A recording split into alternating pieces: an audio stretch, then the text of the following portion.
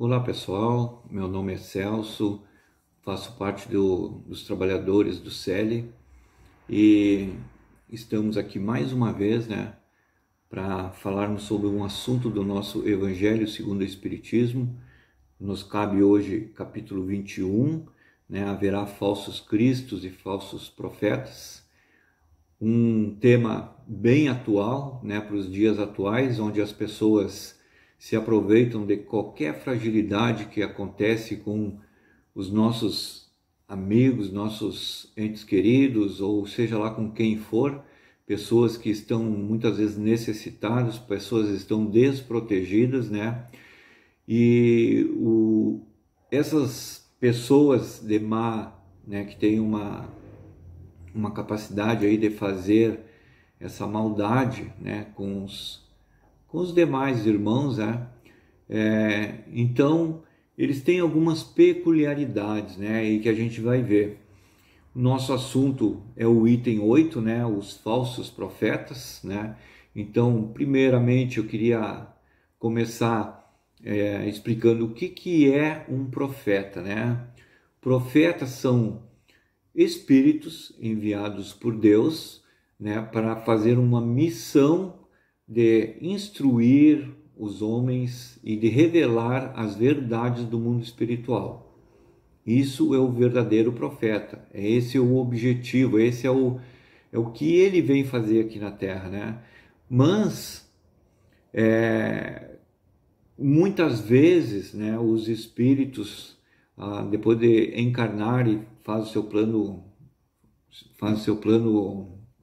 reencarnatório, Mas aí quando a gente chega aqui na Terra, aqui reencarnado, a gente começa a ir para outros lados, Que não sair fora do planejamento, Então o que acontece, Que são essas pessoas aí que fazem essas maldades, que fazem esses golpes e que querem ter uma vida muito fácil, Então ficam e eles não medem, não querem saber se a pessoa é necessitada, se não é, O objetivo deles é realmente tirar aquilo que eles querem, Então a gente vai falar um pouquinho sobre isso aí, Uma peculiaridade desses falsos profetas, chamamos assim, Porque se todos nós somos pessoas enviadas por Deus para nos evoluirmos e nos ajudarmos uns aos outros, Então, uma das peculiaridades desses falsos profetas, essas pessoas que vêm aqui e fazem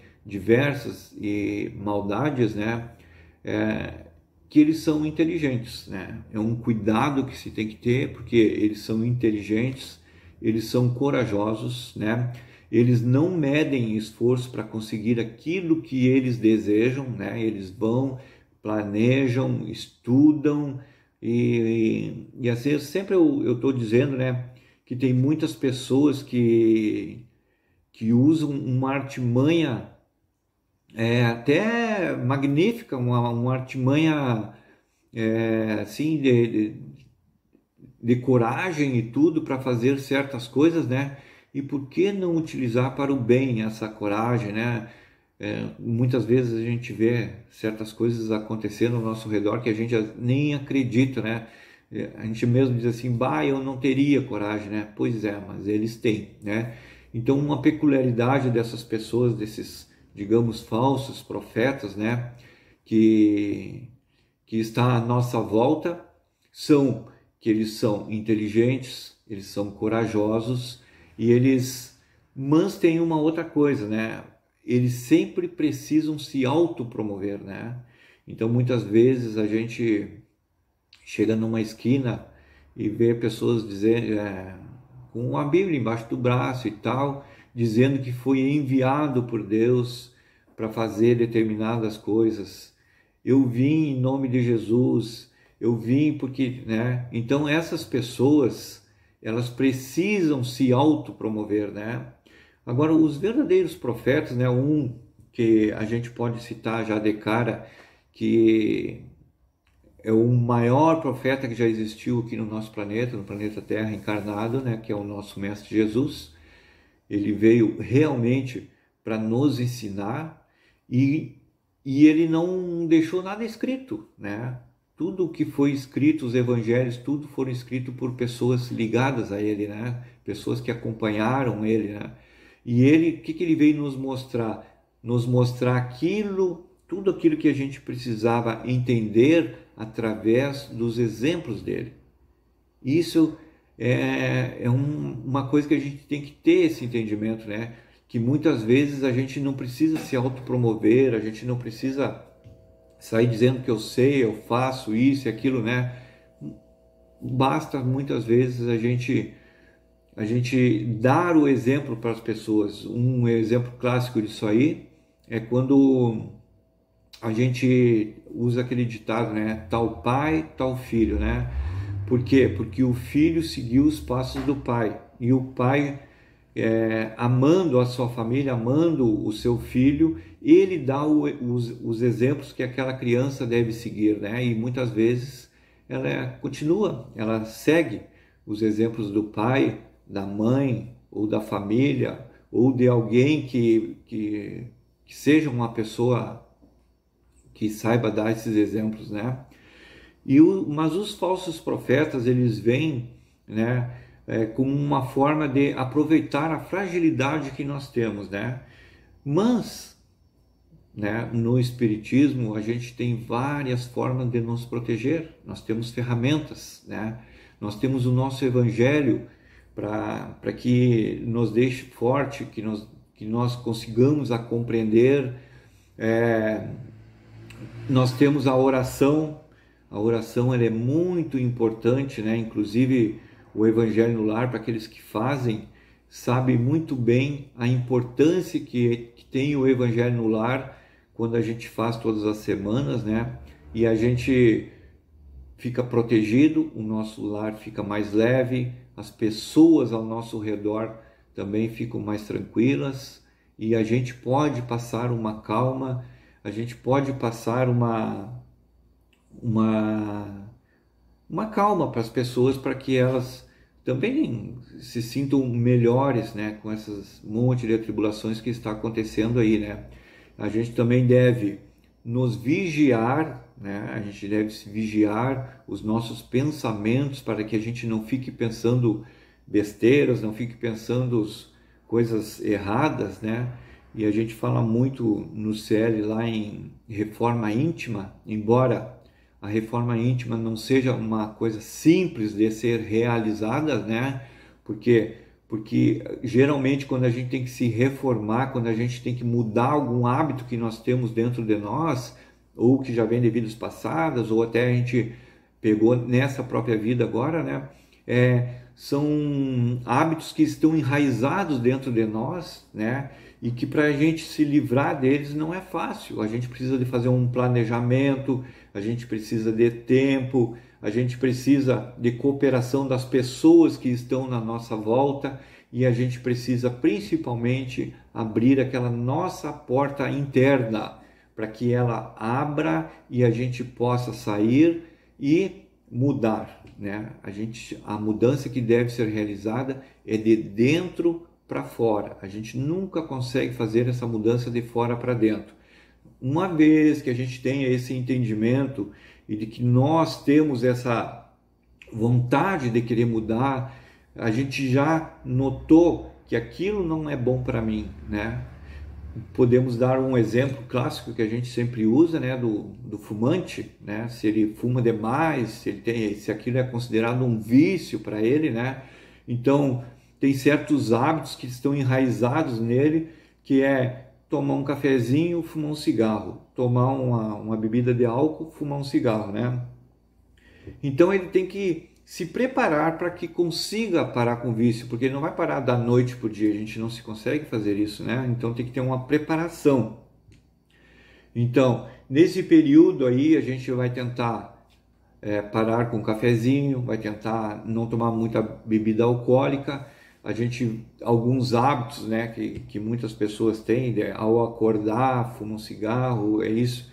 Então, tem que ter uma mudança interna, né? A gente tem que, em primeiro lugar, admitir que a gente tem o vício do cigarro, né? Depois a gente tem que querer parar. Aí depois a gente tem que fazer um planejamento de como é que eu vou parar com o vício, né? E aí, desta forma, nós vamos estar nos ajudando a nós mesmos.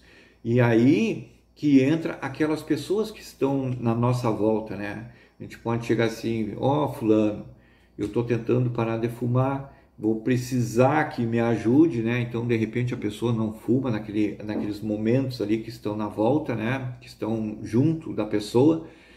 E, e aí, desta forma, né, a gente vai conseguir se livrar do vício.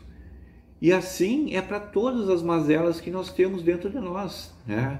A gente precisa se livrar desses vícios e aí a gente pode, né, a partir daí, servir de exemplos ou até de repente contar a nossa história para alguém e essa história vai servir para outras pessoas pararem de fumar e assim sucessivamente.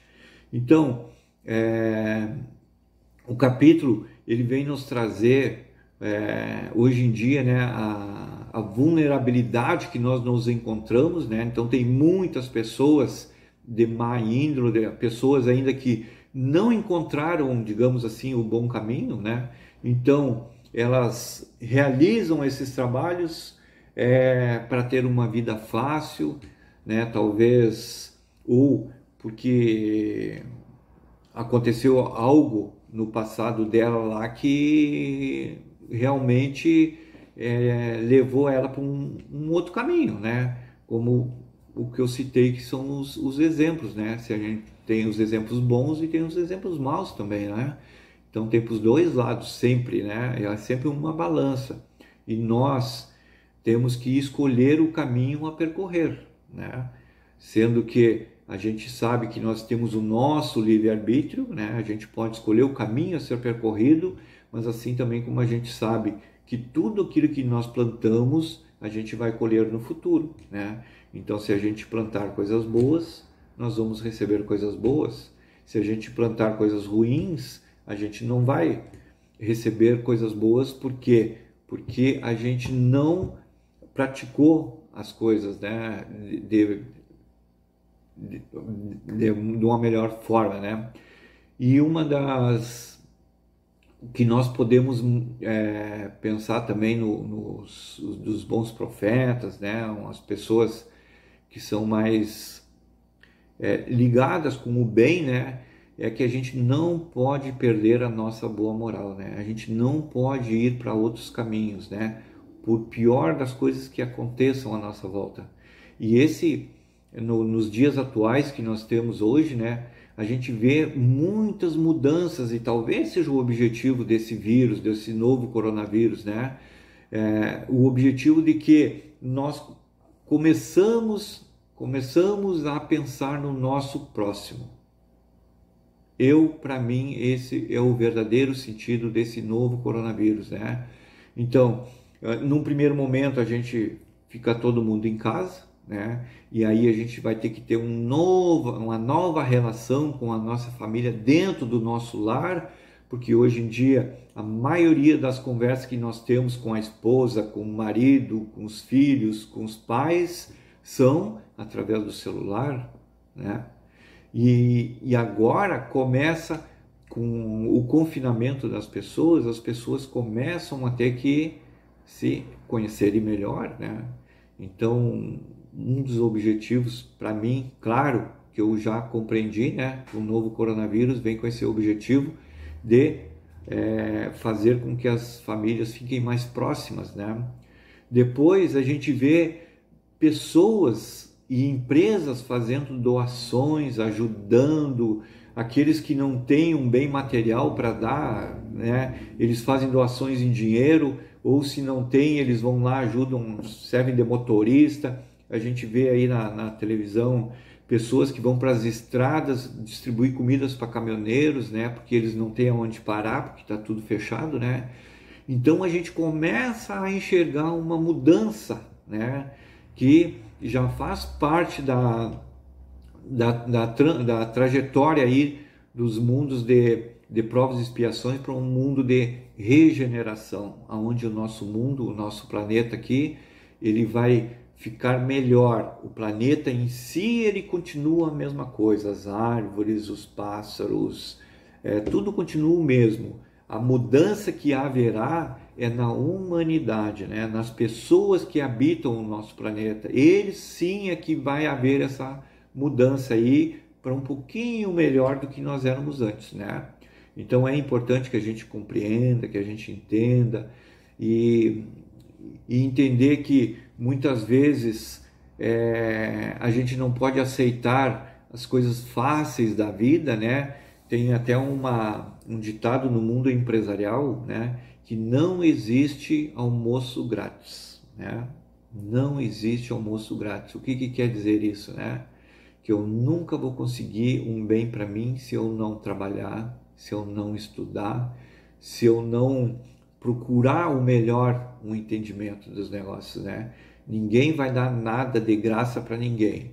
Se tiver algo, né, que vão te dar, desconfia, né? A gente tem que desconfiar porque a gente está aqui nesse planeta para aprender, para trabalhar e para correr atrás, para nós podermos cumprir aquele nosso planejamento espiritual que nós fizemos, né? E que a gente possa, numa próxima reencarnação, estar aqui nesse planeta que aí vai estar ele regenerado, tá? Vai estar numa forma melhor.